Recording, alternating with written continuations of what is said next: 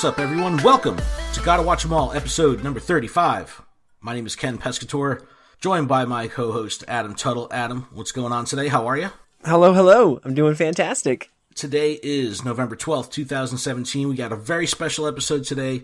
We kind of briefly touched on this on Lured Up episode 6. We were talking about what we had going on in the future, and we're very excited to announce and introduce Jason from Nintendo Wire is here to join us and talk Pokemon today. Jason, how are you, man? What's going on? I'm doing great. You know, this was like on my mind all week. I have not gotten the opportunity to nerd out on just Pokemon stuff in a long time. So the idea of getting together with two fine individuals and talking everything Pokemon is right up my alley. It also helps that I just picked up the amazing Bulbasaur Build-A-Bear, so I can't wait to chat about that with you guys. It's so awesome. I'm ready to go. I'm ready to go. Awesome. So let's first start off with talking about Nintendo Wire. So, you know, I've known you for a couple years now. What was the actual launch date of Nintendo Wire? Oh God, that's a great question. I'll give you guys kind of a brief history of it. So Nintendo Wire started as Amiibo News, and we started that all the way back in 2014. It was kind of a love letter to everything Amiibo. And then from there, I ended up starting Nintendo Wire with the amazing Lauren Moosney. You might know her as Happily Candied. We put that together about 2 years ago now. And since then, we have built our team from 2 of us to now we're up to about 14 writers. You might know TJ from Custom Conquest, Me v Me, Smash Supremacy. He's an amazing member of the team as well. So we have some of the best people, not only on the writing front, but on the video front. And we put out daily Nintendo content. I've been absolutely loving watching how the site has kind of grown and just the onslaught of content that I see every time I refresh my Facebook feed. It's like, you guys are an amazing Nintendo machine, and it's kudos to you and Lauren and the team. It's just awesome. I'm so psyched for you guys. Thank you. I mean, it helps that we are Nintendo fans since pretty much, you know, as early as I can remember.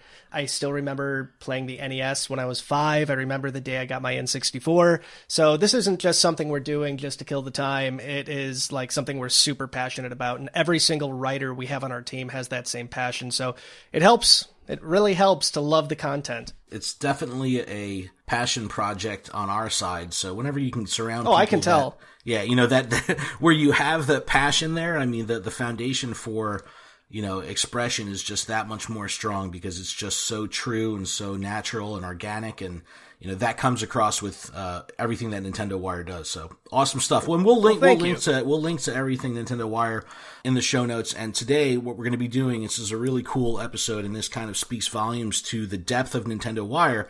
Is every article and every discussion that we have today is going to be based in a Nintendo Wire article. So we're going to link to all that stuff in the description. Make sure you check it out because there's just an onslaught of content there, and it's just so well put together and colorful and as entertaining and to read and visually to see. It's just like digital candy whenever I'm on your site. I love it. So you want more and more. Seth Hay and Happily Candied for the design of the site. Those guys are just digital wizards when it comes to stuff like that.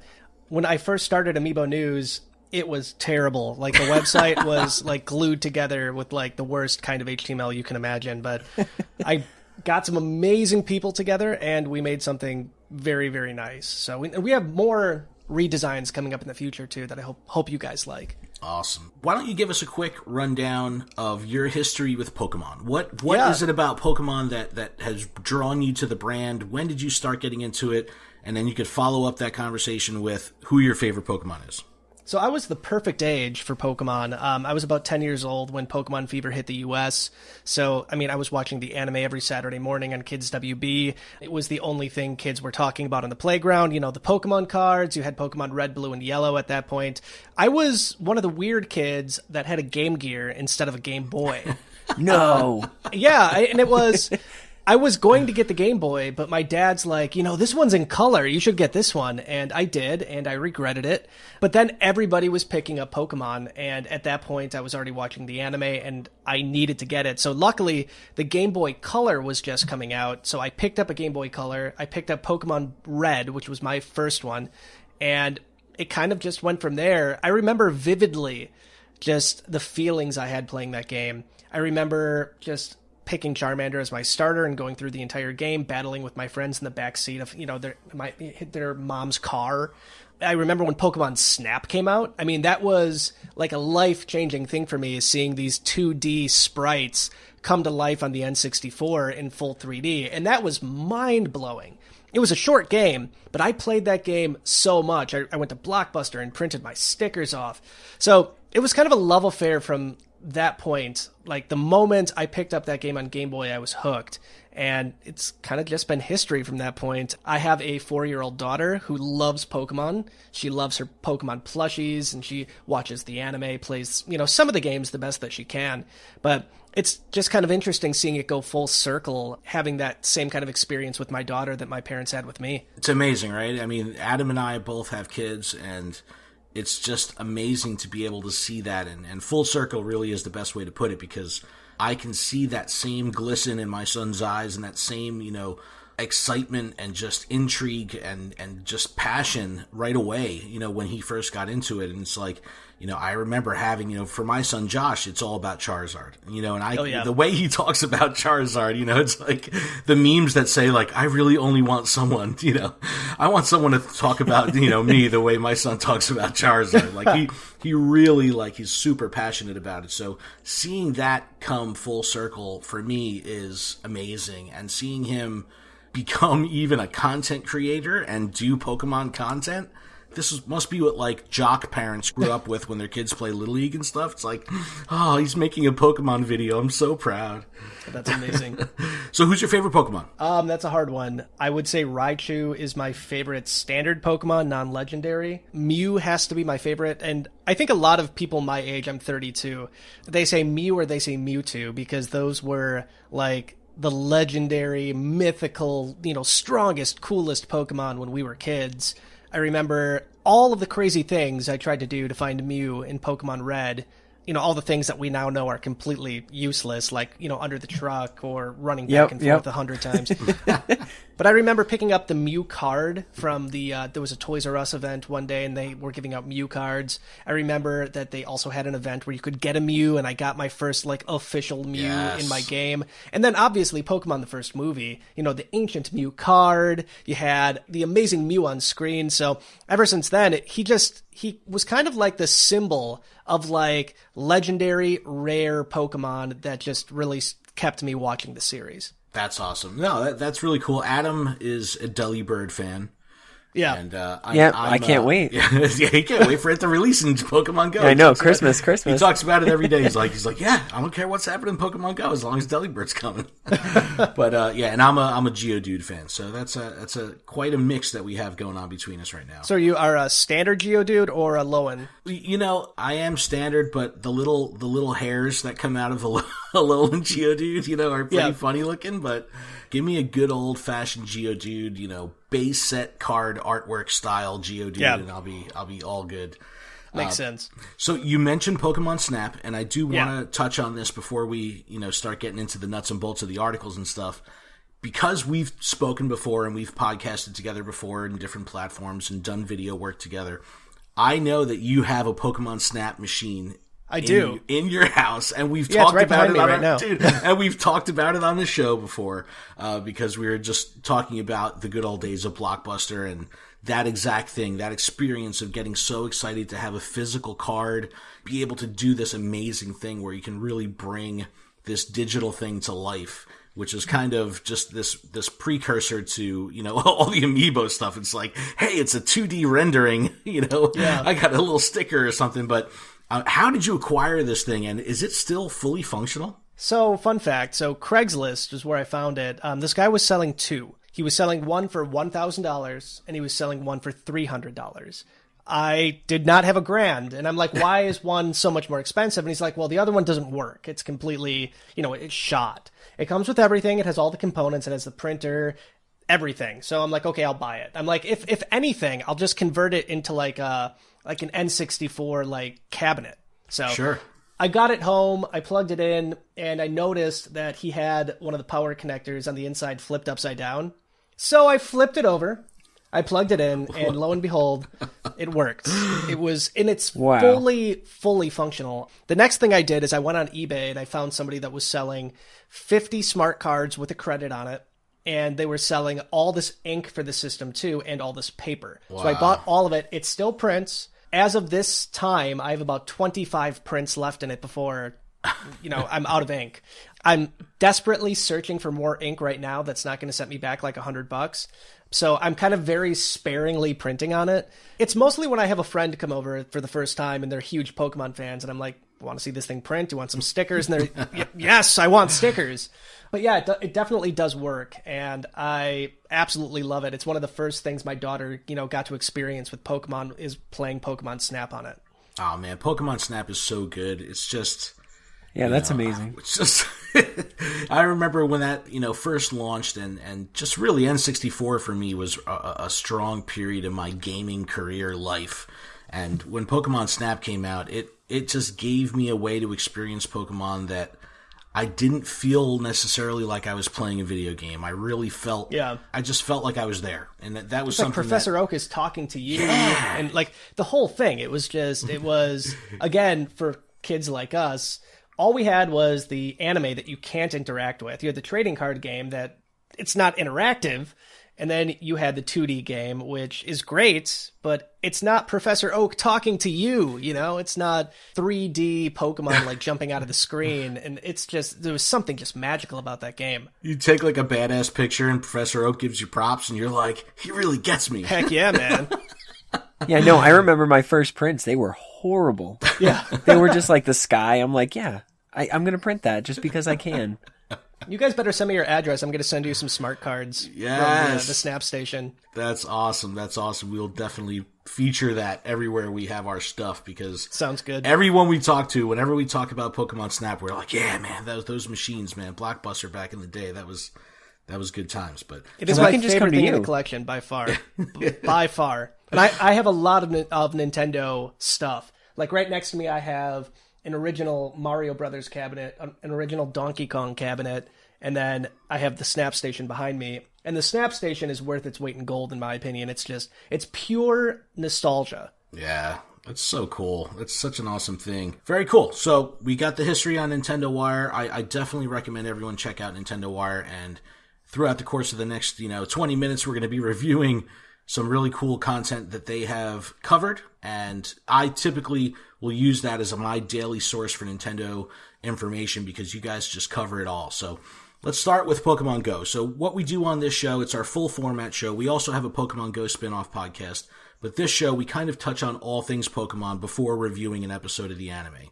So we're going to run through different areas of Pokemon, and it was really fun when I was putting together the show notes, because I was like, yeah, I gotta, find corresponding articles for each of these topics. And it was just like, before long, I was just like, without even necessarily having the intention in mind, I was like, I've landed on Nintendo Wire 3 times when searching for these topics. I go, we're going to do Nintendo Wire all the way through A to Z on this show. So it's really cool. But the big news of the week about Pokemon isn't even about Pokemon. It's Niantic coming out and saying, finally, what we all knew in our back pocket for about 6 months, was that they have acquired the Harry Potter license, and that Niantic is going to be teaming with Portkey Games, which is going to be a Warner Brothers company, to create Harry Potter Wizards Unite, a new augmented reality game set in the world of Harry Potter, launching next year. So it's coming soon. And I don't even know what to think about this. Like, this kind of hit me like a ton of bricks. I mean, are you excited for this game? I mean, do you think that this is going to be the same kind of phenomenon that Pokemon Go was?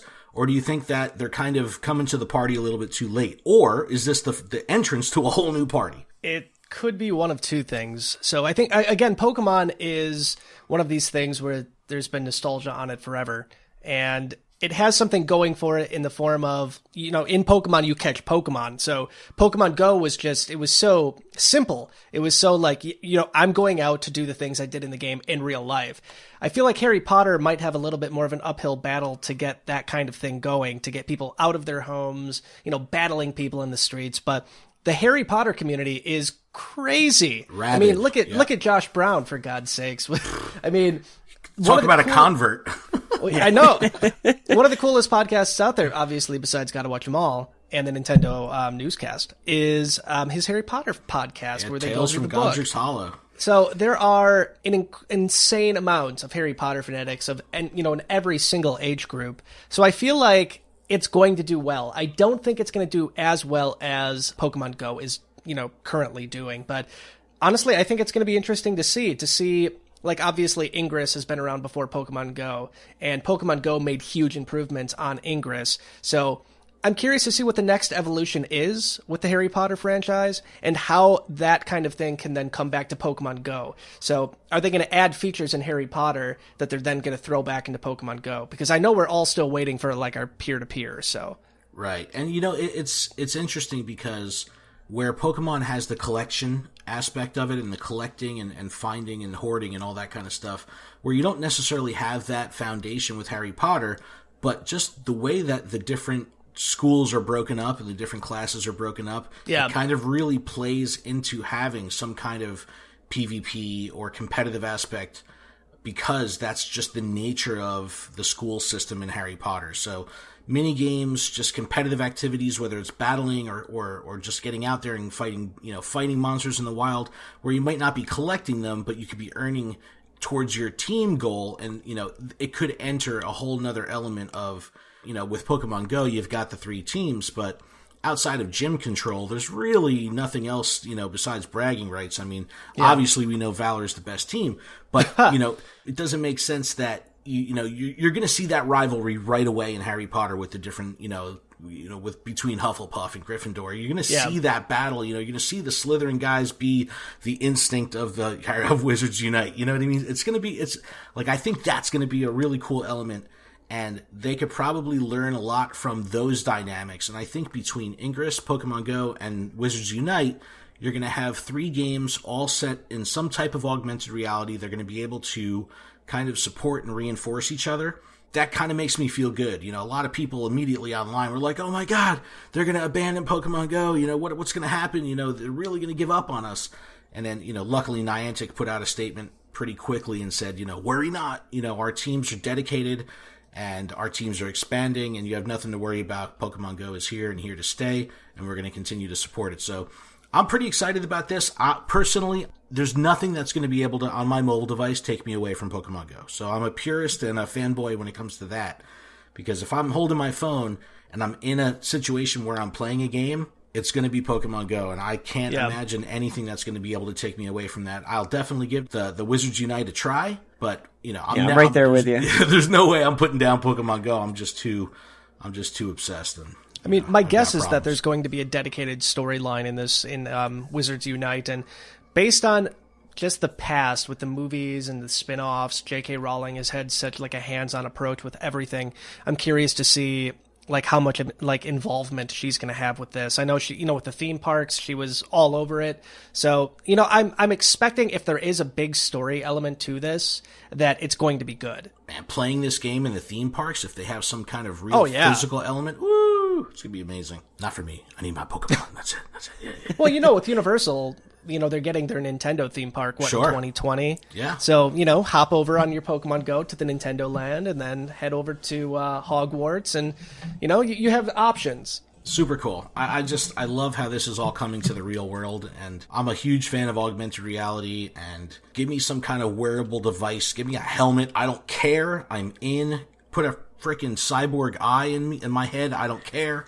Plug me in. I'm ready to go with AR, and I love it as a platform, and I've been following it for a while, and it's really exciting to see all the cool stuff between like Microsoft HoloLens and all this other really cool, even like the Snapchat goggles, it's all that stuff is just so cool, and I can't wait to see where it comes to the gaming platform.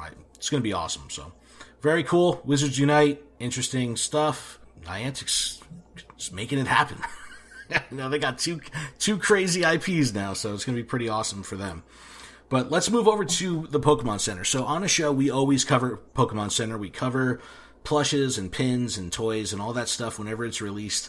And Jennifer Birch from Nintendo Wire put together a really cool article. Now, this is something that's easy to overlook if you're just a normal shopper on Pokemon Center. So apparently, they're doing this Ash Hat Pikachu promotion where they're giving away packs of 3 promo cards, for every $25 that you spend on TCG products through Pokemon Center, which is cool. So if you buy like an Elite Trainer box, you can get 2 of these 3-packs. They don't guarantee what's in there, but you can get a total of 6 I Choose You stamped Ash's Pikachu cards. Now these 6 cards are different from the I Choose You card that you would get from the movie premiere.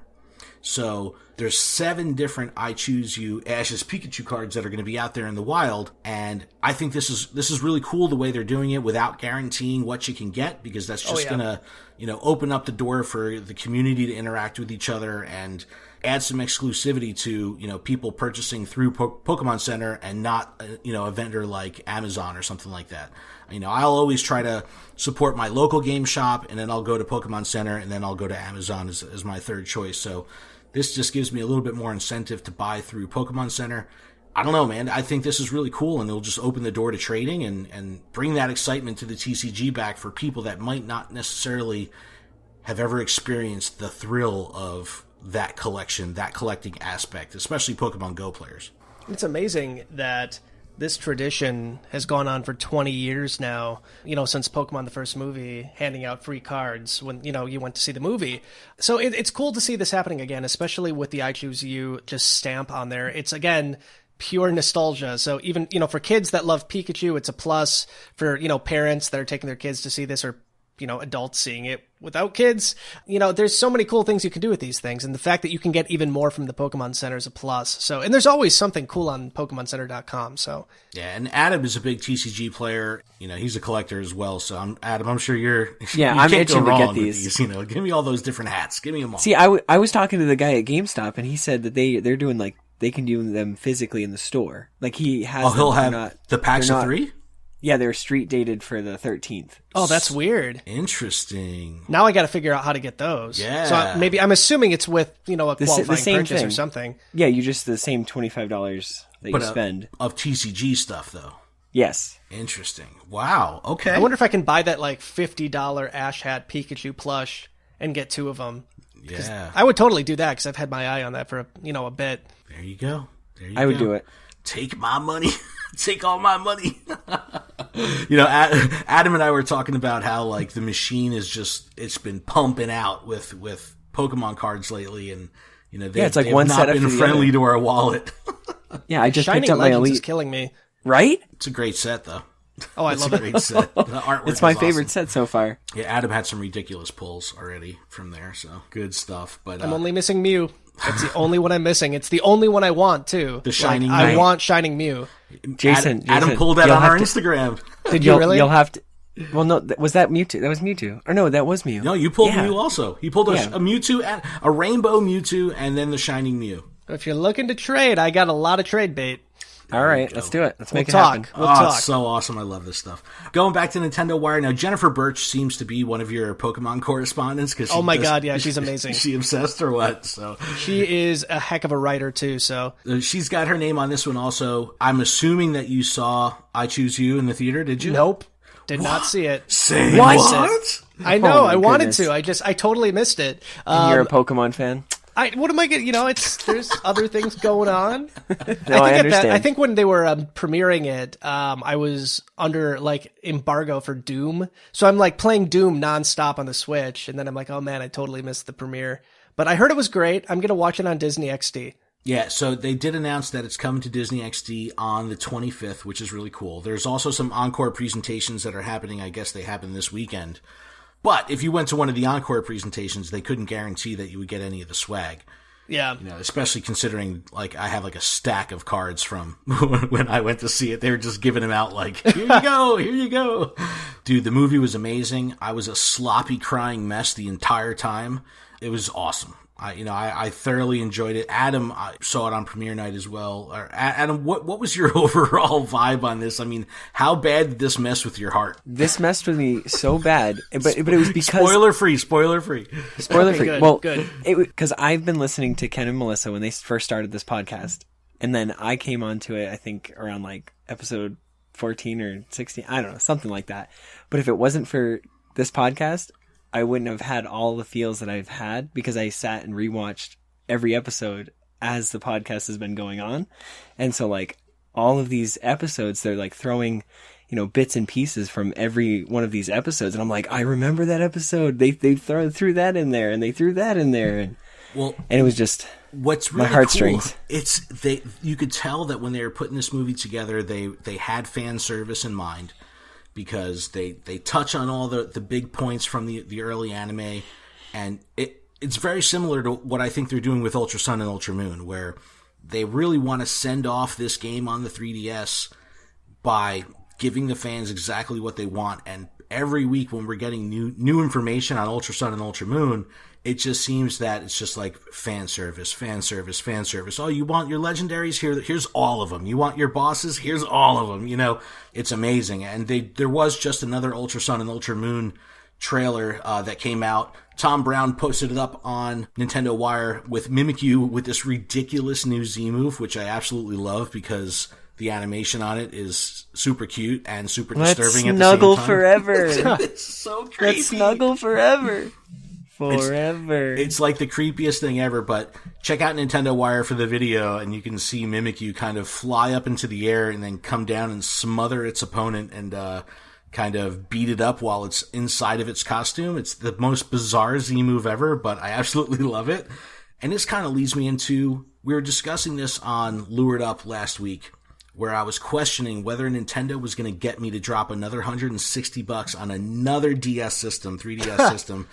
And then I watched Jason's review of the Pokeball 2DS XL and see that you could press the button on top of button. it. Oh, that yeah. button. And I'm like, shut up and take my money. I haven't held one yet. I don't have one in my hands or anything, but Jason, how cool is this thing? It's nice. And the whole thing about the 2DS, one of the major things it has going for it is they do something very interesting almost on every single one of them, where the top of the unit is raised or there's some sort of design on it. This is the very first special edition of the 2DS we got in the US, but Japan already has one, and they had a Dragon Warrior version of it, and they had a silver slime on the front of it, and it's totally raised up, and it's really cool looking. And every single one I've seen so far has some kind of gimmick like that. And the Pokeball button right in the middle of the ball, you can press it down and it's got like a nice click to it. It does nothing, but it's still cool. It's so awesome. But it's the only disappointment I have with this, and it's not even with this. Japan is also getting a Pikachu 2DS XL that comes out on the 17th, so in like 5 days. And it's exponentially cuter and better than this one. I have no idea why it's not coming out in the US. I have no idea why we only got this one. But that Pikachu one would have sold like hotcakes. But this one's cool. Yeah. If you're looking for a system, if you're, in the US and you want to pick up a 2DS, or if you've never picked up a 3DS before, it's a good starting place. And one of the nice things about this 2DS, obviously the price point, it's cheaper than the 3DS XL, but it has all the bells and whistles minus the 3D. So you get the C-Stick, you get the Amiibo support. So, it's not bad. I mean, I like it overall. I don't know how much I'm going to use it, though. In your review, I did notice you were talking about how reflective that top screen is. Oh, it's crazy. If you need a mirror, it's a perfect mirror. Yeah, that, for me, that's always been kind of a pet peeve when I have a handheld is just that glare and that reflection. So, you held it up to the camera. It was like, whoa, it was like a mirror. It really was. I don't know. I mean, overall, when the console's, when it's on, it's not a big deal. There's very few moments when I'm playing a game and like the screen is like darker or black and I'm like, oh my God, I can see myself in the screen. I'm like fixing my hair because I'm embarrassed at my own reflection. But overall, it's a cool system. That's awesome. I mean, they're probably going to get me for it. I just, I know, all going to just wait for my son to be like, oh, I want to play Pokemon at the same time as you. And it's like, I guess we need another system. And then I'll go out and get it. Have you seen the Pikachu one, though? I did. I saw it in your video. And that looks ridiculously cute, how like the nose is kind of raised. Yeah. Like the face is like, embossed. I mean, it definitely is cute. If you can find a Hong Kong version of it, it's a U.S. system. I was going to say, is there any ones that have the U.S. guts as far as power and all that stuff? So Play Asia had them, but they sold out like instantly. So I missed it. So I'm waiting for those to go back up because I want the Pikachu one like more than anything. But if you can track down a Hong Kong version of it, it has the NTSC guts in it. Nice. So speaking of things getting sold out, and I was very bummed out that I missed this a couple weeks ago. or maybe even months ago, when Charmander came to Build-A-Bear. I'm a big Build-A-Bear fan. My son loves Build-A-Bear. I think we have probably 5 or 6 different Build-A-Bears. He has the Pikachu, and the Charmander was, I think they were doing it as maybe an online only at first, or you could only get it with a certain outfit online as the kit. But now they've kind of really expanded this Pokemon line in Build-A-Bear, and they sent you a giant box the other day, right? And tell me about this stuff. I mean, it's the quality looks second to none. Like, it looks awesome. Yeah, so the box they sent, we were expecting a Vulpix, and the box was huge, and I'm like, there can't be just a Vulpix in here. So we got Vulpix, Meowth, Squirtle, and Charmander. All of them have the voice chip in them. They came with costumes. They're insanely well made. The best Pokemon plushes you can get, hands down. If you're used to like the Pokemon like center plushes, which are already amazing, these are on a level even higher than that. Wow. But I think the big news is Bulbasaur got announced, and like a day after it was announced, it was already in the Build-A-Bear stores. I have one on my lap right now. It is the biggest Build-A-Bear plush I have ever seen. It is massive. I wish I could like do it justice right now over just talking to you guys, on this podcast, but it's huge. Even in comparison to the other Pokemon plushes at Build-A-Bear, this one definitely takes the cake. You guys want to hear it? Yeah. Yes, All right, so I got the voice chip on this, so I'll put it up to the mic. So it has, I think, 6 phrases. Oh my gosh. That's awesome. There you go. So cool. And it is my favorite Build-A-Bear of all time. Out of all of the Pokemon line, this is the best. The eyes are amazing. Everything about it is perfect. The bulb on the back is perfect. It is the best representation I've ever seen of Bulbasaur. And it is my best friend right now. So just a heads up. Well, like the I have the Pikachu one, or my son does, but that means I have it. So, and the quality, the hand on it, like the hand feel of the texture of what they use for the outside of this plush, it is so buttery smooth and so soft. It definitely feels, I've got like a giant Ditto from the Pokemon Center, where I have like a large amount of fabric, where you can really rub the thing on your face and get a feel for how soft it is, but this Pikachu from Build-A-Bear is so darn soft. Looking at Bulbasaur and how bulbous he is and how round he is, and knowing that he's that soft, it just makes me want one. So awesome. He is worth his weight in gold. He is absolutely beautiful. And the scarf is ridiculous. You got to get the sound chip. The scarf. I didn't get the scarf. I got him bare bones. I regret kind of doing that, but I've spent way too much money on Nintendo stuff over the past 6 months, so I'm going to have to go without the bells and whistles on this one. It's capital investment for the company. Yep. So, yeah, I can see that. Oh, man. So that's awesome. So, Jason, thank you so much for joining us today. It was really awesome having you on. I'm really looking forward to everything else that Nintendo Wire does in the future. We'll definitely use you guys as a source for, content on our shows. In closing, wrap us up, take us out. Let us know, all the skinny, where they can find Nintendo Wire and where we should be looking for your stuff. Yeah, for sure. You can find us on Twitter. We are at Ninwire, Ninwire. We started as Amiibo News. We are still doing Amiibo News strong every single day. You can find us on Twitter. They're at Amiibo News. My personal Twitter account is at AmiiboJason. We're on Facebook. Our website is NintendoWire.com, and we update it all of the time. We have a YouTube page. We put up at least one video per day. We do unboxings, reviews, previews. We have the amazing TJ doing Smash Supremacy and Me v Me on there. So if you're looking for Nintendo content on YouTube, we're over there too. And then just to kind of finish things up, I want to thank Jennifer Birch and Tom Brown for writing the articles that we talked about today. Amazing writers. Tom has been with us since day one. He's amazing. One of the best editors you could possibly, hope for. And then obviously Happily Candied's amazing. We couldn't do it without her either. And the entire Nintendo Wire team, thank you for everything you guys do. And then obviously thank you for your podcast. I love Pokemon. I love listening to it. That is awesome. Thanks so much for coming on, like I said, and I'm super excited for everything that you guys have going, and Yeah, man, kudos. It's very, thank very you. impressive and inspiring to see everything that's going down and see the growth of everything you're doing. So thanks Next again. time you're coming on our podcast. Yeah, so. heck yeah. All right. And All right, let's do it. Definitely send some love over to Lauren and the whole Nintendo Wire crew. And I'm sure we'll catch up with you in the future. But Jason, thanks so much. Everyone, check out Nintendo Wire. Act like you know. Recognize. Word. Thanks, guys. All right, Jason. Thanks again, man. We'll see you later. All right. So, yes, Nintendo Wire, Jason Ganos, thank you so much for joining us today. Cool guy, man. Good things happening over at Nintendo Wire. Pretty excited for them.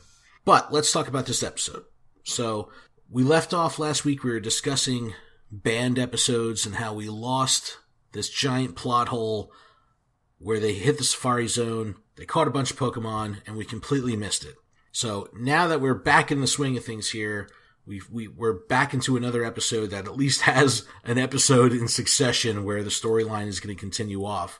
This episode picks up with the party, like most episodes, walking through the forest, kind of on their way, and they get caught in this giant rainstorm.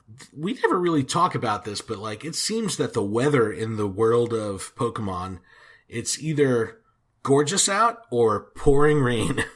Like it seems like it's either one or the other. And the way that the storm rolls in, the narrator's like, oh, it's a beautiful day. Oh no, it looks like things are getting stormy. And it just like comes in and they're like out of nowhere, like, oh, we're being rain is pouring. Well, that's like when they were taking the bridge over to Sunnytown in the last episode. It was, everyone's riding bikes and they're all, la la la la la la.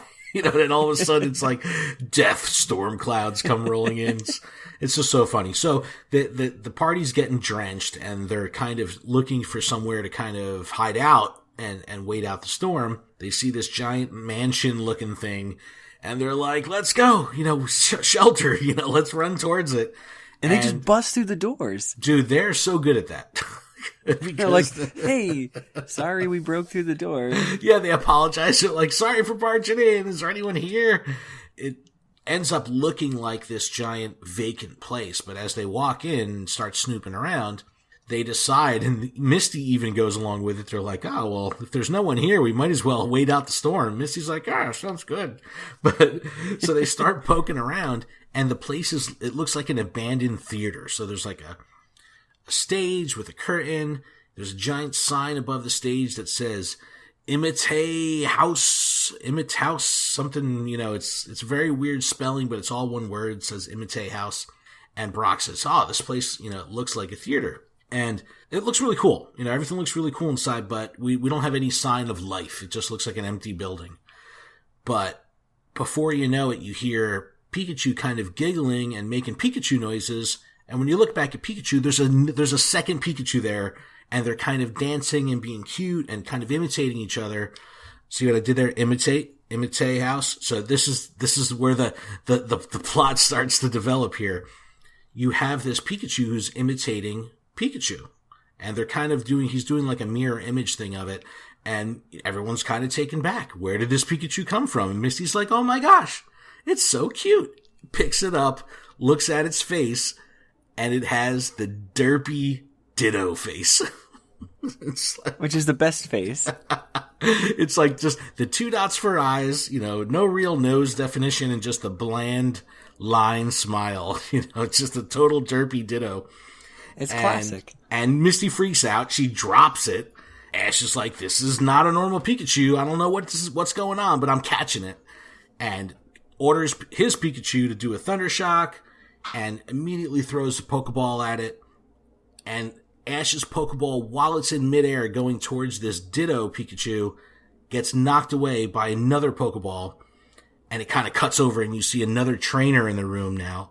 And the trainer is dressed just like Ash. And it turns out that it's a young girl. And we learn that her name is Duplica, right? Like duplicate.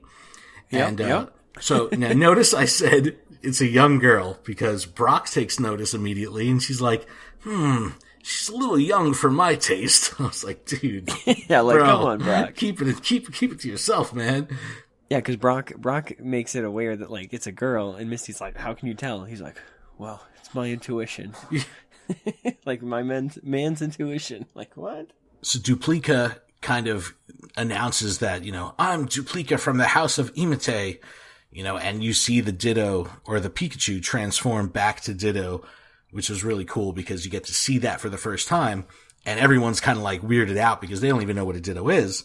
It's just like a cool thing for everyone to witness, and even Pikachu is like, what the heck is going on? Yeah, it's like you've seen Pokemon evolve, so it's got that similar like glow. That glow, but it just goes into the Ditto. It's like Ditto. So immediately Ash is looking for a way to be a snarky little 10-year-old, and he's like, all it knows how to do is transform, that's super boring. And Duplica, that's all Duplica had to hear. And she's like, okay, you're calling me out? Let's throw down. Ashy boy. She calls him Ashy boy, and this is like a recurring thing. She calls it like 5 times throughout the episode, and he burns him every time. She's like, come on, Ashy boy. I'll show you what you could do. And it's really cool because they do this battle, and Ash brings out Bulbasaur. Obviously, you got, derpy Ditto on the other side. And when Bulbasaur comes out, Ditto is going to use Transform, turns into Bulbasaur. I think Ash's Bulbasaur uses Razor Leaf. Razor Leaf, yep, Razor Leaf. And, it kind of is, the other Bulbasaur can kind of shake it off. Now, mind you, Duplica is dressed like Ash. So wearing the hat, the blue shirt, the whole 9 yards, the gloves. It looks really cool. First off, that's an exclusive hat. Yeah, where did you get that championship hat? That's right. She must have had to enter a lot. Put in a lot of times, entries. Yeah. But she commands her Bulbasaur, her Ditto Bulbasaur, to use Vine Whip, and pretty much the Vine Whip is just very effective against Ash's Bulbasaur, and knocks them leaves down. Just totally wrecks them. Ash cannot believe it. He goes, wait a second. This was the Pokemon that 2 minutes ago I was just saying how boring it is because all it knows is Transform.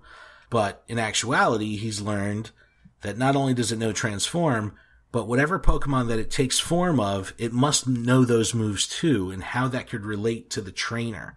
And this is kind of the subplot of this episode. So we have the party kind of wandering around. They get caught in the rain. They run into this crazy place.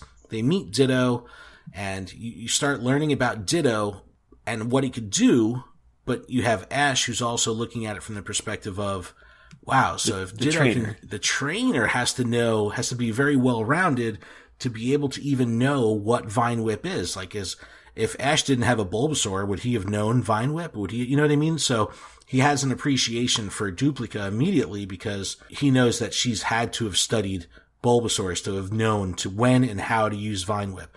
And I think Brock even says something like, she knew what move to use when, and that's why she was successful with it. So it was pretty cool. Yeah, it just adds a new element to the whole battling. The cool part of the battle is they're very friendly. It's, even though they're kind of mocking each other and going back and forth, it's not a bad guy situation. So even though they're battling, they still kind of get along. And when the battle is done, they're talking and they kind of explain, what's going on here. And she gives her backstory, and it ends up that this is a performance house. So it is a theater like Brock had thought. And she's got this room that's like this full walk-in wardrobe. And she's starting to explain how, just like Ditto, she can also imitate people. And she's like dashing in and out of the wardrobe.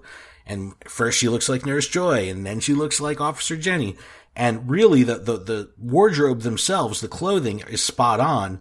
And she's got like some super thick eyebrows. And that's the only differentiating factor, like how Ditto will always have the derpy face whenever Duplica is, or, turning into someone or dressing up as someone, you can see the eyebrows, and that's how you can distinguish that it's her. But it's really funny, another Brock line, because after turning into Nurse Joy and Officer Jenny, what does Brock say? Doesn't he go says, like... it doesn't capture their adult features or whatever. Yeah. It's like, bro. I'm like, what? Stop looking. It's like, she's probably 10. Dude.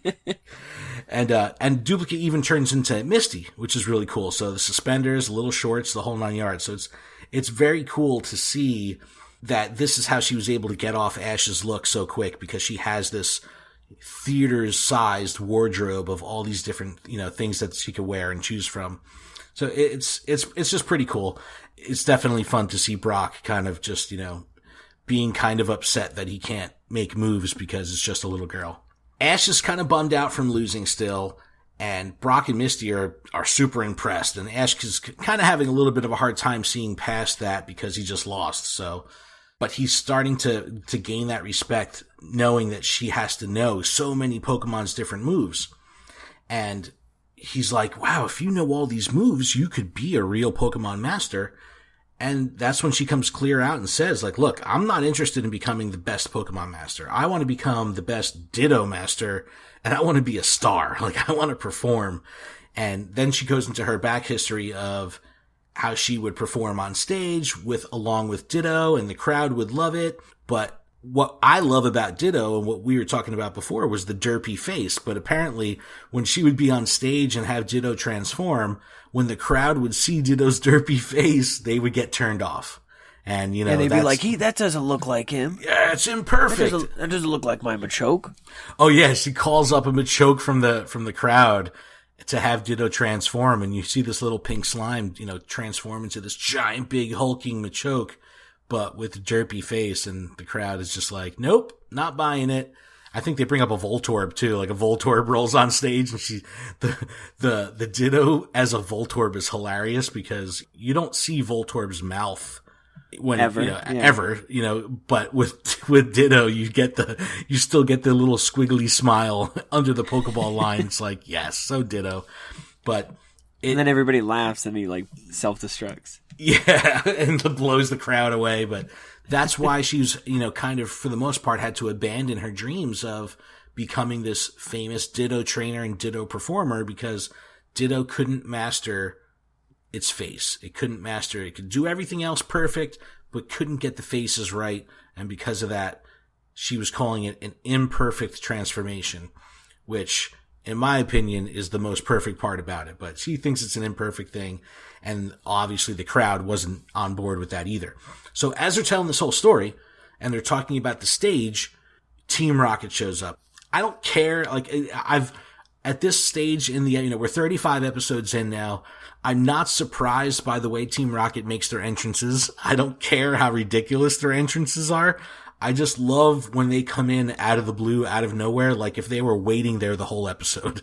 And that's exactly what happens. Now, mind you, they're in this abandoned theater that's in the middle of nowhere, in the middle of the woods, but yet Team Rocket will rise up on the stage, with full lighting and curtain raise and everything like that. And they go into the motto, and it's like, were you guys there the whole time? We were hiding behind the curtains. We were the next act. They come in, and they're not wasting any time.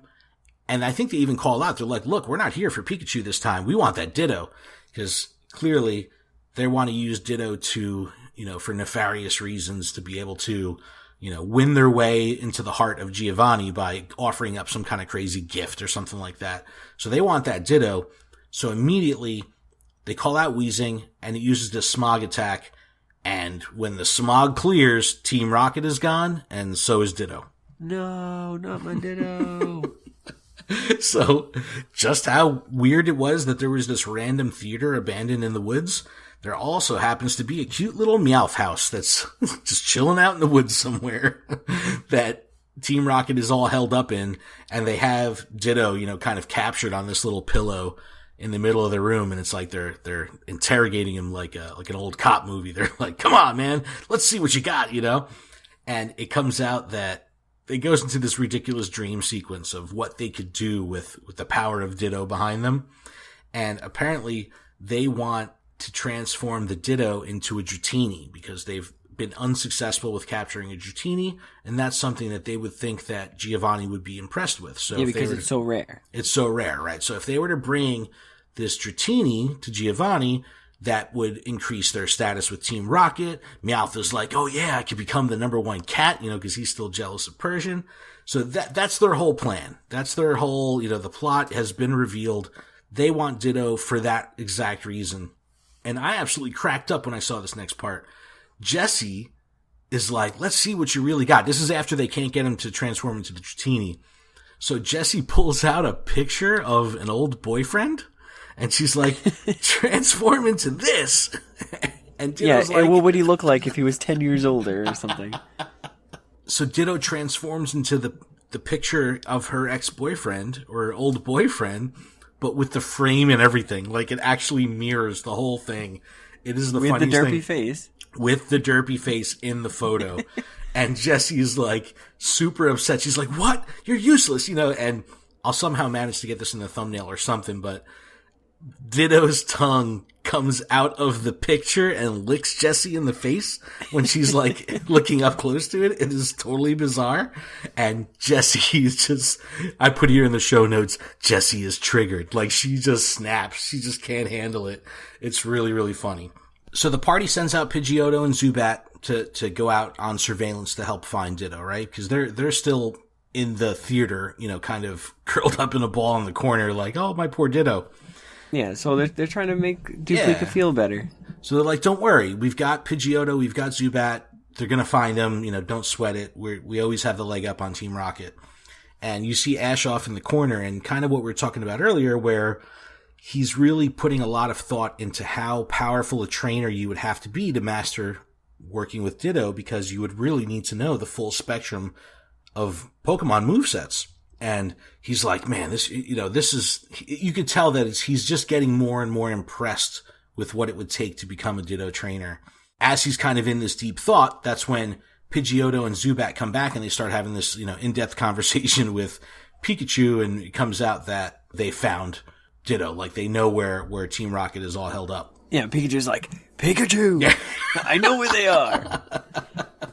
It's such a cool animation right there. I mean, it's simple, but he's just like, yes, I know where they are. Yeah, not to get too far off topic here, but getting back to the I Choose You movie, and again, spoiler free, the amount of expression that they were able to achieve with the Pika Pikas that come out of Pikachu in that movie is amazing. Yeah. Like, he was super expressive. So when I saw this scene, it reminded me of how Pikachu was the whole time in the movie, because you could see that determination and that, real emotion where I don't need to understand the Pika Pika language. I know exactly what Pikachu is saying. So it just was a little bit of throwback to the movie for me. But yes, it's animated very, very well. Pikachu definitely has the goods. And then Ash can't communicate with Pidgeotto and Zubat. So Pidgeotto and Zubat communicate with Pikachu. Pikachu then communicates back to Ash. And they know where to go, and they're off. They're like, that's it. We're going to go get Ditto. Don't worry about it. And Duplica feels much better. But they cut back to Team Rocket, and they're still forcing Ditto to kind of do their bidding and, transform into different things. And this was an interesting part for me, because I don't ever remember this happening in the anime. So it was interesting that, watching it back this time. But they try to have Ditto transform into Meowth. And now you have two Meowths. So it transforms, but it has the derpy face, and they kind of all joke around and they're laughing at it and everything. But they're like, this face. And you see the Ditto kind of rub its Meowthy little face. And when it moves its hands out of the way, it has the true Meowth face. It loses the Ditto derpy face and has the full blown... because Meowth threatens to slash his face. Yeah. Whips out his claws, and he's like, you better get it right. I didn't even know this was a thing. Like, I totally forgot that this was something that happened. And I don't know if this has ever really been covered again anywhere in the anime when it comes to Ditto, that Ditto could do this, can actually pull off a full transformation, face and all. I had no idea. I don't know. It's interesting. It'll be an interesting little footnote to kind of keep on the side and revisit down the road if we ever see anything with Ditto again. But I had no idea he had that capability. So, as they're threatening poor little Ditto, this by far is the best entrance I've ever seen Ash and the party do. And they totally get this off. The animators get it off. The writers get it off. It is the coolest thing ever. We're talking about how Duplica is a performer, and they have this full wardrobe, and they're going after Ditto. So this grand entrance, they all kind of show up with it inside this little Meowth house thingy, but Ash and the crew is dressed as Team Rocket. And they go through the whole motto and everything. It is the coolest intro. I don't know. Am I alone here? Did you think this was cool? No, this was awesome, epic. Right? And it's I don't know. Team Rocket calls out Duplica because she says ignite, and that's not the right words to the motto. And they're angry. But Ash is like, this is fun. Like, no wonder they go through this every time. This is a lot of fun. But Team Rocket is not having it. They're like, are you kidding us? Pikachu even jumps up at the end, kind of in place of Meowth. And there's a really cool splash screen of, everybody like, it's like, yeah, Team Rocket. But it's definitely really cool. And Team Rocket is mad. They're like, wait a second. Now you're taking our motto? Like, no, we're not hearing this. And when they kind of get to their senses, Ash sees the two Meowth and he's like, I don't know which one's the real thing. And Team Rocket gets this off. It's like, they kind of pawn off the wrong Meowth. And they're like, they're able to do this because of our amazing training with Ditto. We're able to, in just one training session with Ditto, we're able to teach it how to do a face properly. Where Duplica had, years of training with Ditto and couldn't get this off. Well, clearly all it took was, threatening the poor Ditto physically, with a fear for its life that, for it to be able to do this, the face properly. But did you notice that when Ditto transforms and he gets it right, and they're like, and Ash can't tell them apart, is because the Ditto actually talks just like Meowth. Like, oh yeah, it does a voice and everything. Yep. Like, right? Isn't that weird? Because Meowth, there's a whole backstory with Meowth and how he can talk in the Pokemon movie. Interesting. You're right. Right. So is like, this a curveball? Yeah. How can Ditto talk? Well, I guess because it's, maybe if he imitated a different Meowth, he wouldn't be able to talk. It's just because he imitated that specific Meowth, it also inherited that ability to speak. Maybe. Weird. I don't know, but they end up getting a Meowth. Duplica is excited because she thinks that this is her Ditto. But clearly, the old switcheroo happens, and they give up the wrong Meowth, or in Team Rocket's case, they give up the right Meowth. And the little Meowth house shack that they were in, and mind you, it just looks like a square little house with a giant Meowth on top, Meowth head. The walls of the house just kind of like fall flat, and the Meowth head is the top of the balloon. And they just lift off and kind of float away, and this Meowth house is now transformed into the Meowth balloon, which is really, really funny. It doesn't take long for them to realize that they actually have the real Meowth, and Team Rocket is getting away with Ditto. So this was a cool part, because the whole episode up to this point was very whimsical. You know what I mean? There wasn't much outside of Ash having those deep thoughts about being impressed with the trainer of a Ditto. There was no real heavy duty stuff going on. Just everything was kind of whimsy. Not at all. So at this point, there's some real tension, and Duplica realizes that she's holding bad guy Meowth, and just kind of flings it back up at Team Rocket. Chucks him so hard. He just throws them, and he claws into the top of the balloon, and he's on the actual balloon on his giant face. And Ditto, who's also still in Meowth form, I think Jesse or James is holding it, bites James in the arm, and just jumps out of the balloon. And just free falls. Free falls down. It's really, really funny. And kind of gets back down to the ground. But what's hilarious about this is that there was just no cares in the world by Ditto. It was just I'm out of here. I don't care. I'm sure I'll be fine. I'm just a pink blob. But it jumps out as the Meowth, and then ultimately when it gets down, transforms back to Ditto. I love dumb cartoon stuff, and we've talked about this before early on in the episodes, where Team Rocket would always have these bizarre gadgets, like a giant vacuum or something like that. So they press a button on the hot air balloon, and this giant cannon comes out from the bottom of it. And, this is a big heavy duty looking cannon, and there's a little plunger button that Jessie is holding. And she's like, we have a plan B. And this is a giant net cannon where, they're just going to blast this net down, capture everybody, whatever. They're going to get their Ditto back and all that. Ditto transforms into the cannon. But so now we're learning that Ditto can not only transform into Pokemon, we saw it transform into a picture, but now it transforms into the actual cannon, a functional cannon. Pikachu loads himself into the cannon like ammunition, and Ditto fires him up at the balloon, and at the same time, Jessie hits the button, fires a net out, towards the party. Pikachu does a thunder shock in midair, covers the whole area of the net, of the balloon, the whole 9 yards, just shocks the crap out of all of them. And because of this, Meowth is like gripping into the balloon, tears that, Team Rocket blasts off. It's just really, really funny how this whole scene goes down with Pikachu being launched out of the Ditto cannon. And there's no face on the cannon. I was hoping that they were going to put in a little Ditto face somewhere on there, but the thing turns into like a full, World War II looking giant steel cannon. But that was really hilarious.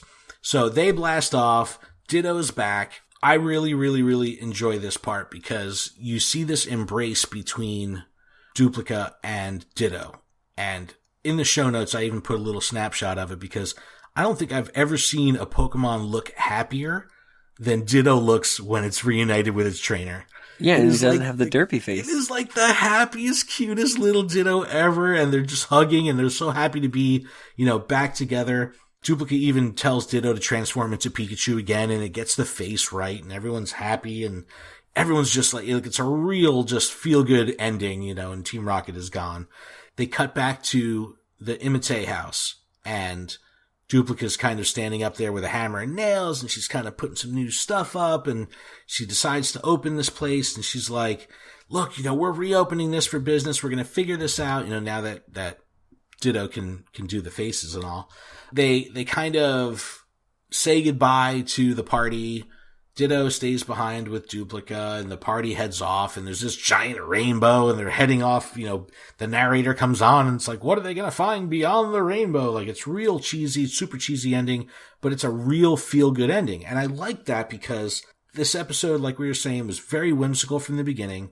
It had probably 5 minutes of high tension when they capture Ditto and the whole battle sequence. You don't know what's going to happen. And then right after the battle sequence, it's back to being, happy, happy, joy, joy, which is always fun. And you just see the party set off again. And then they close the episode out with, the final cut over back to Team Rocket. And they are dressing up Meowth like a Dratini, and it is the best. And he's just like not having it. He's just like, guys, stop. This isn't going to work. This isn't going to work. And it's like a patched together, like Dratini outfit, sleeping bag type thing. Well, they're determined to make good with Giovanni, and it's just so funny that they can never do it by legitimate means. There's always just some kind of shenanigans happening. But I really enjoyed this episode, man. It was, again, one of these episodes that could probably be cut and pasted anywhere into the timeline. It didn't have anything really pertinent happen from a timeline perspective. I do want to see them get back on track and get in, back into the gym meta and all that kind of stuff again.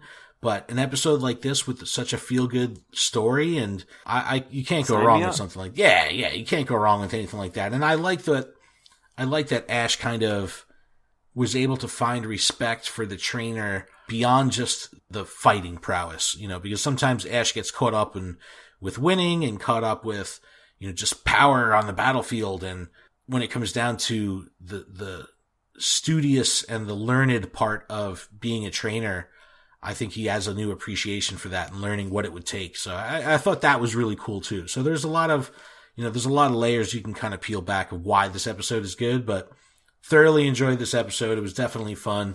And, I'm kind of at this point, I don't even remember where the season goes. So I'm really looking forward to the next couple episodes, because thinking back, I've watched so many episodes now that I just don't know where the story is going to go. Yeah, so, like what's next? I know. So I feel like, it's cool because I feel like I'm watching it for the first time, even though I did see this stuff 20 years ago. Yeah, I'm excited to see where it goes, but I like the happy-go-lucky stuff. Yeah, these episodes are always a lot of fun. I am the worst, and I don't have a booster to open because I ended up spending my day, we went to Philly Free Streets. This was 2 weeks ago already, right? 2 weeks ago? Yeah. So Philly Free Streets was 2 weeks ago, and we decided today to take a quick day trip back to Philly.